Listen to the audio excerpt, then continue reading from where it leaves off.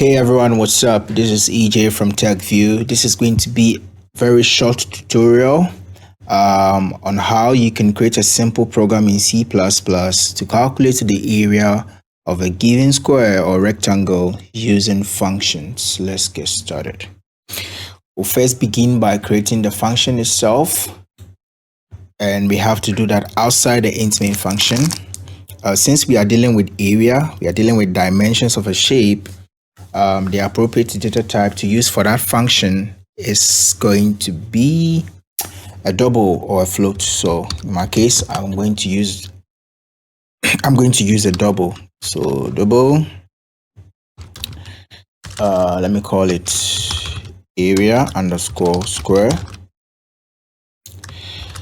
Yes, I need to feed the length of the square to the function to be able to calculate it. Now, if I'm dealing with a square, then I just need the length. I don't need the breadth as well. So just the length. If I feed the length to this to the function should be able to calculate the area as well, because the formula is going to be the length times the length. Yeah.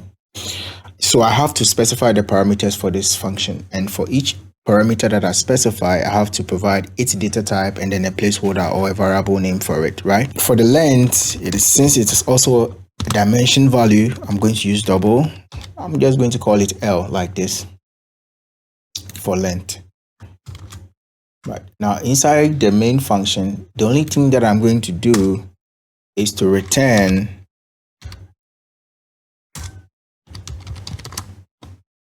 L times itself. So for example, if I call this function and I provide it with 4, then it should return 4 times 4, 16. That is the area of the square. If I should give it 5, it should return 5 times 5, which is 25. That is the area of that square. So this is the function definition. Now let me call the function itself. So if I want to call this function, all I have to do is to mention the name of the function. So I'll just say area square like this. And then I have to provide with the value. So you see here in code blocks, I'm being given some directives here that I need to provide a double value here, right? That's the data type of the value that I'm supposed to provide. So let me write 5 here.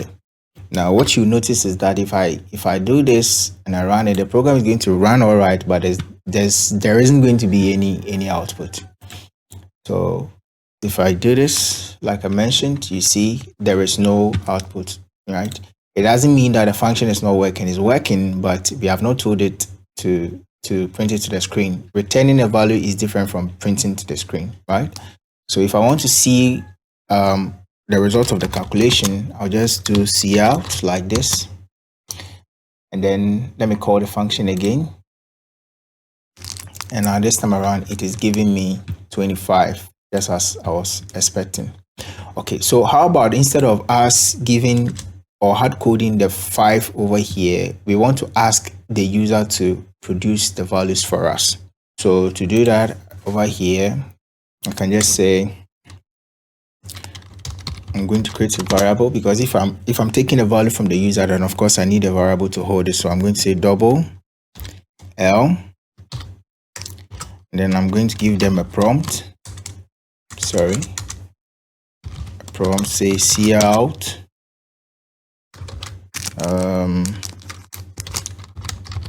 provide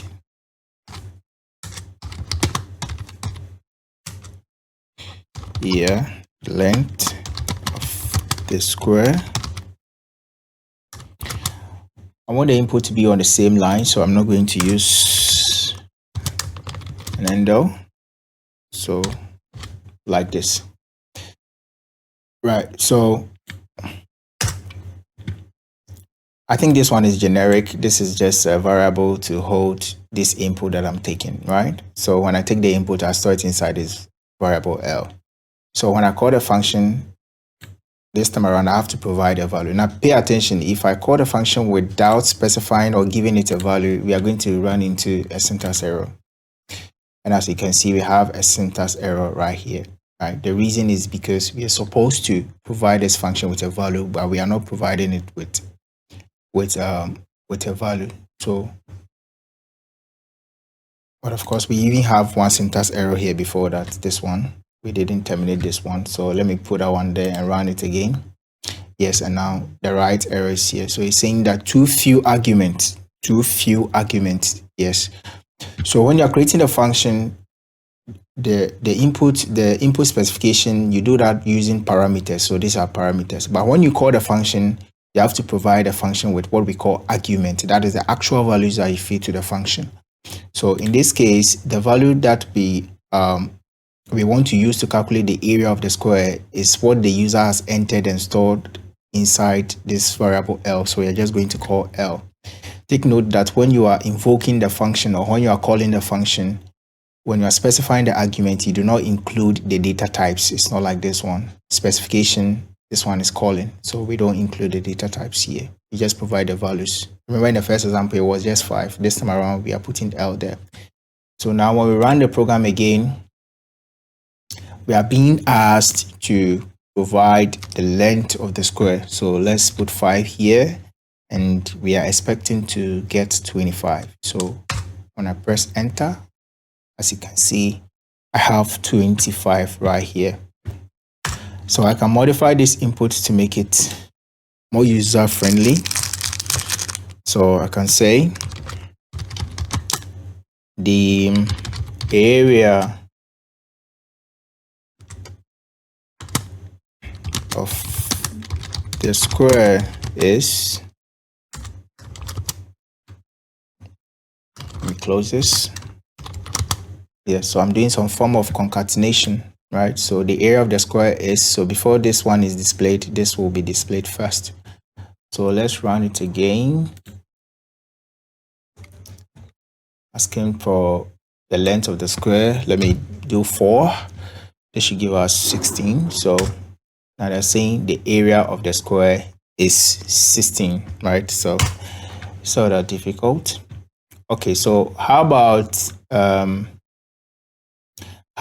a rectangle? So for a rectangle, it's the same thing. It's also dimensions. So double area. Let me do rectangle. This time around, we don't need only the length, we also need the breadth. So L and then B. And now inside the function, I need to return length times breadth, like this, length times breadth. Okay, so with that said, means that when I call that function, I have to provide it with 2 parameters, length, or I have to provide it with 2 arguments, length, and then the breadth of the shape, right? Okay, so let me get rid of this. Okay, let me leave it here because length of rectangle, I'm going to call it L. Let me create another one here, and this one is going to be breadth. So double L and breadth. So this is, we're taking the length and the breadth. So I'm going to see how provide the length of the rectangle. I'm going to store that one here. And now I'm going to take the breadth. So provide the breadth of the rectangle. And this time around, I'm going to store it inside this one. So the area of the rectangle, we just have to change this one, rectangle, and I have to provide just L and then the B, right? Cool. So let's test it out. Let's see if everything is working fine. Okay, looks like everything is working fine. So if we have a rectangle that has a size of 5 and then a length of 5 and then a breadth of 4, then the area is supposed to be 20. Yes, and then we get that exactly, the area of the rectangle is 20. So this is working just fine. So let's do one more example. And let's do maybe say 5 and maybe 6, this should give us 30. This is also working fine. So now we have two functions here. We can call the other function as well. We can call the other function as well, in addition to this one. So let's say area of the square, right? Okay.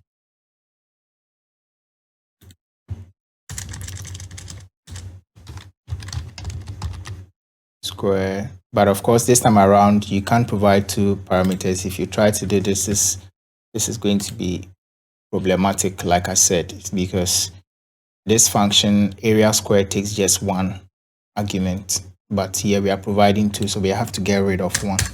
So if we get rid of one, then this time around it is calculating using the length that we provide. Okay, so if we provide a length of 10 and then a breadth of 5, what do you think the answers are going to be? What will be the area of the rectangle and the area of the square? Because remember, the square is going to use the length to do the calculations. So we get the area of the rectangle is 50, the area of the square is 100, because here we do 10 times 5, and then in the second one we do 10 times 10. Of course, this we are having this one concatenated because I do not have an end line at the end. So I can just